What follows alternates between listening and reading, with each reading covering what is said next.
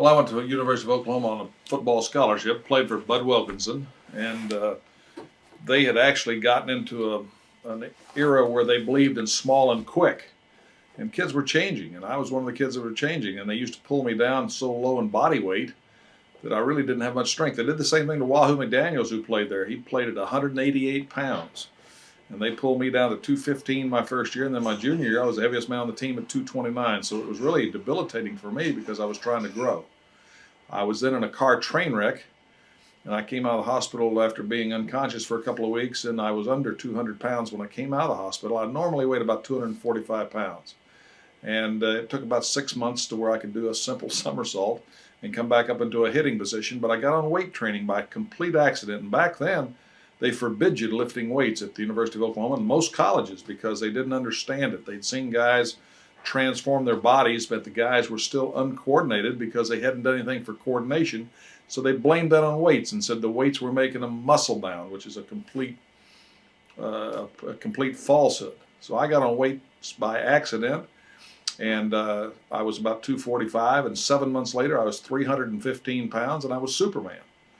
And it just blew me away. I didn't really realize what had happened to me, and they didn't either. And there was not really a place for me to continue playing at the University of Oklahoma. The wrestling coach wanted me to continue wrestling there because they had a 2-time NCAA wrestling champion, and I'd wrestled through high school and college, and I could pin him 3 times in 90 seconds.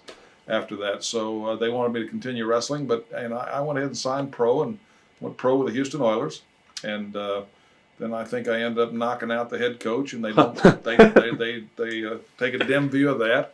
But I played for a man that was a lot of class, Bud Wilkinson, and he may get on you, but he didn't cuss you out where it was personally derogatory like some of the pro coaches do. And when this guy did that, I think I lit him up, and so they gave me my walk-in papers, and eventually I ended up in pro wrestling, and it was a natural fit.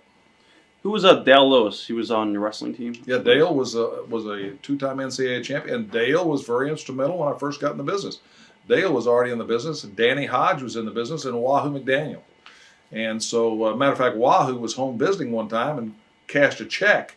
I can't remember the amount of it, but I said, my gosh, what's that for? He said, for wrestling. I said, for a month? He said, no. And I said, for a week? He said, no, 1 match. I said, who do you have to kill? I can beat you in 30 seconds. So I said, I wanted this business. And Wahoo helped get me in the business.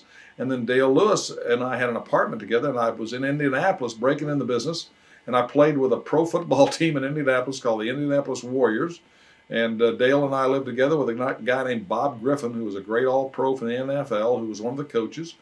And that's what I did to break into the wrestling business. So you were never really a fan. You just do some of the boys and. That was never a fan. The wrestling I saw back here, I thought was ludicrous. Right. As a matter of fact, when Hodge would come back to the wrestling room, we'd all ask him why he was in that phony business. And he would always try to justify it. And of course, we knew what a great athlete Hodge was, but the wrestling here at that time was all junior heavyweights and over the hill guys. There was not any. There were very few great athletes here. There weren't any of the great professional wrestlers that you saw in mainstream America.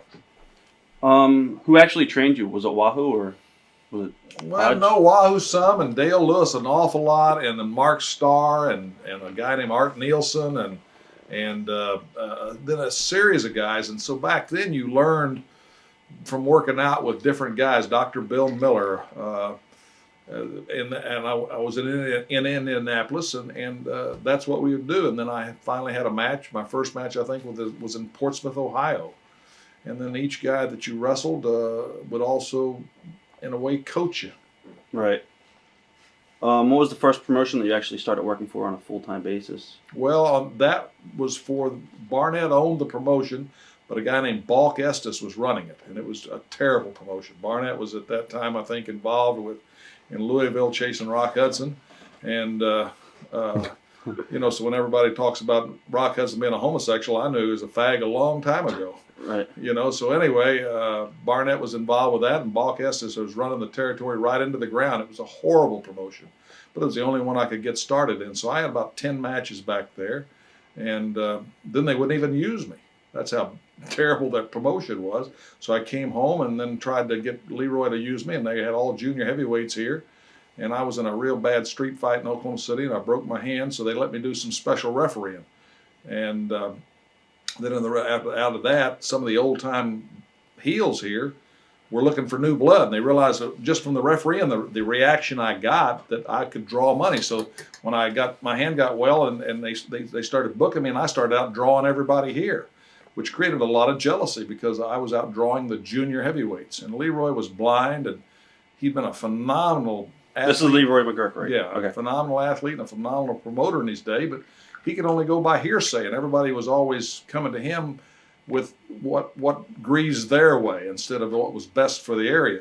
So finally, Leroy then had Luthez book me out of here, and that's how you started. You'd go to different territories, and you'd see if you got over. It was a real weird thing. You had to get yourself over or have somebody help you learn enough. So I was only in Indianapolis, I guess, about 10 matches. I met some great guys there, Don Leo Jonathan, like I say, Art Nielsen, Mark Lewin,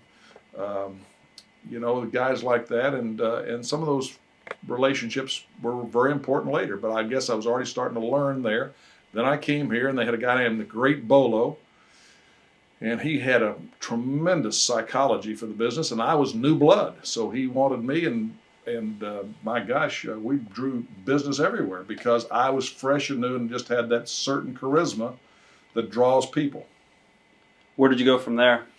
Went to Los Angeles, and there I got in some trouble and had to leave the country for a short time, and hid out with Don Leo Jonathan's house on the beach for 3 days until I could get out of the country. Then I went on up to Portland, wrestled one night on the way to Canada, and wrestled Vancouver, and stayed in Vancouver for a while, and got over there and sold out and was drawing money and was getting paid so terribly I couldn't stand it. Rod Fenton was such a thief as a promoter. And that's about the same time that John F. Kennedy was assassinated, and then they shut down the business and everything up there. So I was up there starving to death. What year was this around?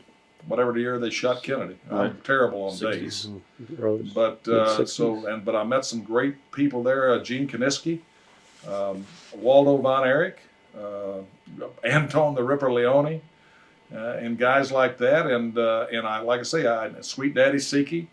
But I got over and I started selling out, and they paid 5 guys more than I got paid on the bout that I sold out. And I asked the promoter about it, and he said, "Kid, you're lucky to get to work main events as new as you are." And I said, "Then why don't you put some of these hot shots that are so damn good back on the main events that weren't drawing any money?" It seems like the only difference I know is when I was the main event, it was a sellout. Right. So we had a big argument, and I just packed my bag and headed home.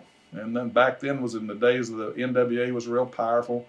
And they were never going to let me wrestle again and all this stuff. But unfortunately, it already leaked out that I was business. So I had more offers than ever. So I came back here and wrestled for Leroy McGurk for a while. Watch thousands of exclusive shoot interviews right now on TitleMatchNetwork.com.